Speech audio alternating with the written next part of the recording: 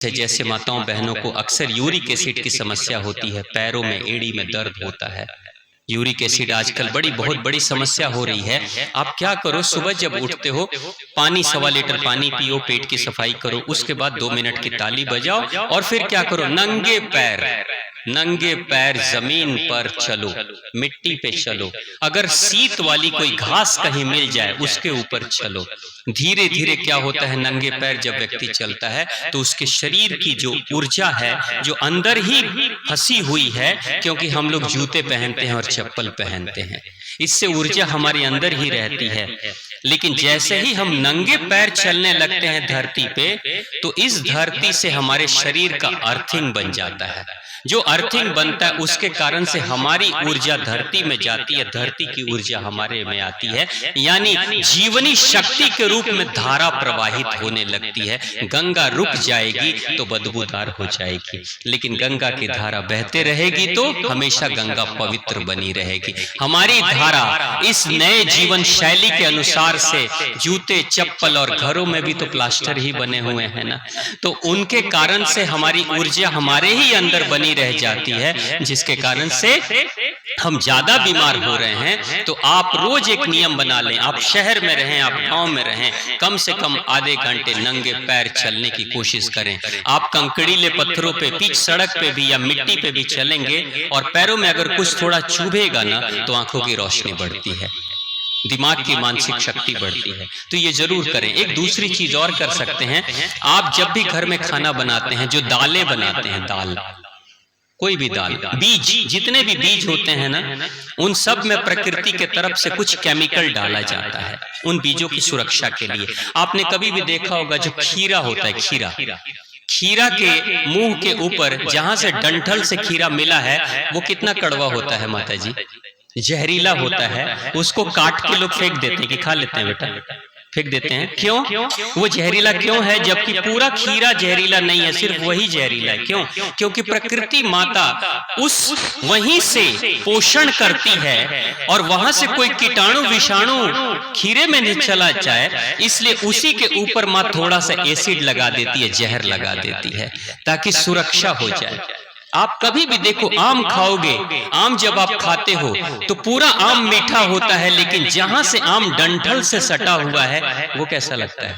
खा लो, उसको खा लो जरा, खांसी आने लगेगी, गले में खराश आ जाती है, वो जहरीला है, वो कड़वा है। क्यों? क्योंकि प्रकृति माता उसको कड़वा बनाती है। अगर उसे कड़वा नहीं बनाएगी तो जिस दिन प्रकृति माता वृक्ष से आम को छोड़ देगी, उसके बाद वो जमीन पे गिरा हुआ आम जो होगा, उसके अंदर कीटाणु विषाणु वहीं से प्रवेश करेंगे, क्योंकि वही रास्ता है ना अंदर जाने का, वही रास्ता है ना अंदर जाने का, इसलिए वहीं से प्रवेश करेंगे। तो प्रकृति माता इतनी बुद्धिमान माता हमारी है, विवेकशील, उनको पता है कि मेरे बच्चों पे हमला कहां से होगा, कमजोर नस कहां है, उसी जगह पर माँ दवाई लगा देती है, माँ दवाई लगा देती है। तो सभी पौधों के साथ में देखना, आप प्याज काटते हो, प्याज की सब्जी बनाते हो, तो आप कभी भी प्याज की सब्जी का वो जो डंठल का क्षेत्र है, जहां पे वो गोल सा होता है, वो कितना हार्ड होता है, उसको काट के निकाल दो, उतना दूर काट के निकाल दो, उसको मत खाना, क्योंकि वहीं पे जहर भरा होता है,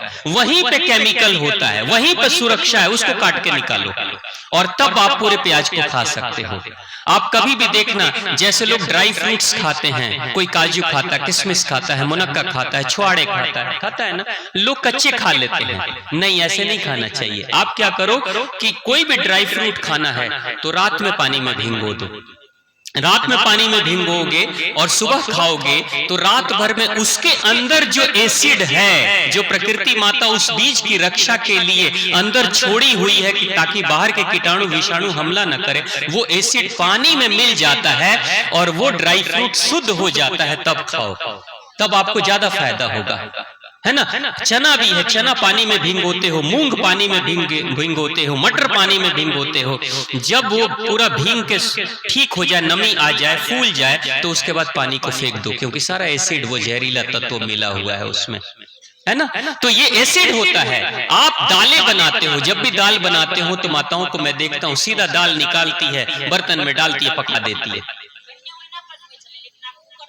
अब कुकर में पकाते हैं, अब कुकर में पकाते हैं तो देखो क्या होता है, दो चीजें, कुकर में भी पकाने से पहले दाल जल्दी गलती नहीं है। दुनिया में कहावत है ना, ये दाल तुम्हारी दाल नहीं गलने वाली, यानी दाल सच में जल्दी गलती नहीं है। तो आप दाल को अच्छे से गलाने के लिए क्या करोगे, रात में ही दाल को भिंगो दो, रात में ही दाल को पानी में डुबो दो और 6 घंटे 7 घंटे में दाल कुछ तो पानी में पकेगी, कुछ तो दाल, जैसे चने को पानी में डाल देते हैं ना, रात भर में चना फूल जाता है, तो जब 6 घंटे 7 घंटे के बाद सुबह में खाना बनाओगे, दाल पकाओगे, तो कुछ दाल तो पानी में पक गई है, कुछ दाल चूल्हे पे पक जाएगी। और वो जो केमिकल है, बीज है, दाल बीज है ना, वो जो जहर है प्रकृति माता ने उसके साथ, उसकी सुरक्षा के लिए उसके साथ जोड़ा हुआ है एसिड, वो एसिड पानी में मिलकर घुल के निकल जाएगा। यानी आपको जहर ज्यादा नहीं लगेगा, एसिड नहीं होगा। और एसिड, दाल वाली एसिड आपके शरीर में नहीं जाएगी तो यूरिक एसिड नहीं बढ़ेगा, और यूरिक एसिड नहीं बढ़ेगा तो एड़ी में दर्द, जोड़ों में दर्द, पैरों में दर्द, घुटने का दर्द नहीं होगा। ये सब बीमारी है। जिसके शरीर में एसिड ज्यादा बढ़ जाता है कैंसर होने लगता है। कैंसर की बीमारी भी ज्यादा शरीर में एसिड के बढ़ने से ही होता है। कैंसर सेल्स सब में हैं, लेकिन जिसके शरीर में एसिड कम है, अल्कलाइन ज्यादा है, उसके शरीर पे कभी कैंसर सेल्स हावी नहीं हो पाते हैं। तो यानी आप जितने ही प्राकृतिक रूप से अपने जीवन शैली को जियोगे, अपने पूर्वजों के अनुसार से जो सही उचित पूर्वज करते थे, जैसे दालें पकती थी तो फेन ऊपर से उतार कर फेंक दिया करते थे, माताएं ऐसी करती थी ना आप लोग। जब आप बर्तन में दाल पकाती थी तो फेन निकलता था ऊपर, उसको फेंक देते थे। अब कुकर में फेंकते हो, वहीं का वहीं रह जाता है। तो वो फेन जो निकले ना, उसको भी निकाल कर फेंक दिया करो, क्योंकि वो एसिड है, उसी से बीमारी होती है। तो आप फिर से अगर वैसा करोगे तो आप ज्यादा स्वस्थ रहोगे। तो मैं आप सबसे प्रार्थना करता हूं कि मैंने जो भी प्रयोग बताए, इन प्रयोगों में कुछ प्रयोग ऐसे हैं जो बड़े बोरिंग हैं, अच्छे नहीं लगेंगे, जैसे पानी वाला प्रयोग सबको अच्छा नहीं लगता, लेकिन फिर भी मैं कहता हूं क्योंकि ये तपस्या है, ये एक साधना है, सिद्धियां प्राप्त करनी है, तभी जीवन का कल्याण होगा। तो जरूर आप करें। जो भी बहू, जो भी दुल्हन, जो मां बन रही है, अगर वो 1.25 लीटर पानी का प्रयोग करेगी तो मैं दावे के साथ कहता हूं उसके बच्चे का जन्म प्राकृतिक रूप से होगा। कोई सिजेरियन बच्चा पैदा नहीं होगा, कोई ऑपरेशन करने की जरूरत नहीं होगी। और जो बच्चा प्राकृतिक रूप से अपने मां के गर्भ से बाहर आता है अपनी ही शक्तियों से, आपको पता है उसकी रोग प्रतिरोधक क्षमता, इम्यूनिटी पावर बढ़ जाती है। जो बच्चा सिजेरियन पैदा होता है ऑपरेशन करके, उसके जीवन का अंतिम संघर्ष, मां के गर्भ से निकलने के समय जो संघर्ष उसको अपने शरीर के ऊपर दबाव पड़ता है, वो दबाव ही खत्म हो जाता है ऑपरेशन के कारण से।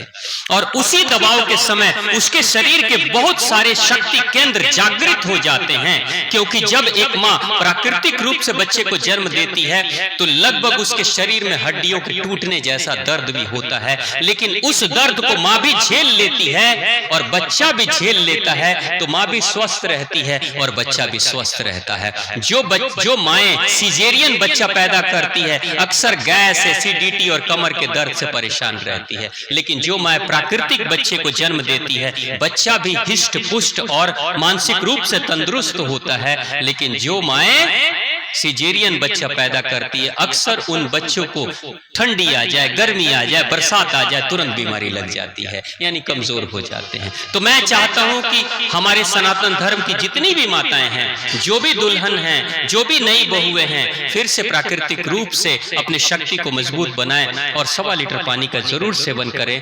जो भी बेहतर घर में खाने बनते हैं, स्वच्छ खाने, उसी को हम खाएंगे। अपने शरीर को बलशाली बनाने के लिए कुछ एक्सरसाइज, जैसे तालियों का एक्सरसाइज करना, 8 नंबर पर घूमना आपके लिए बहुत अच्छी चीज। इससे गैस की समस्या, गर्भवती माताओं को गैस की समस्या होती है, एसिडिटी की समस्या होती है, मन में चिड़चिड़ापन होता है, क्रोध आता है, ये सब कुछ खत्म हो जाता है, सब कुछ खत्म हो जाता है और प्राकृतिक रूप से आप ज्यादा तंदुरुस्त और बेहतर हो जाते हो। आप माताएं सुरक्षित रहोगे, आप माताएं स्वस्थ रहोगे तो परिवार स्वस्थ होगा, परिवार स्वस्थ होगा, समाज स्वस्थ होगा, समाज स्वस्थ होगा तो राष्ट्र स्वस्थ होगा, और राष्ट्र स्वस्थ होगा तो ये दुनिया स्वस्थ हो जाएगी। इसलिए मातृशक्ति का स्वस्थ होना, मजबूत होना, तंदुरुस्त होना ज्यादा जरूरी है। तो प्रेम से बोलिए मातृशक्ति की, मां आद्य भगवती की, सभी आप सीता मैया की, देवी भागवत महापुराण की।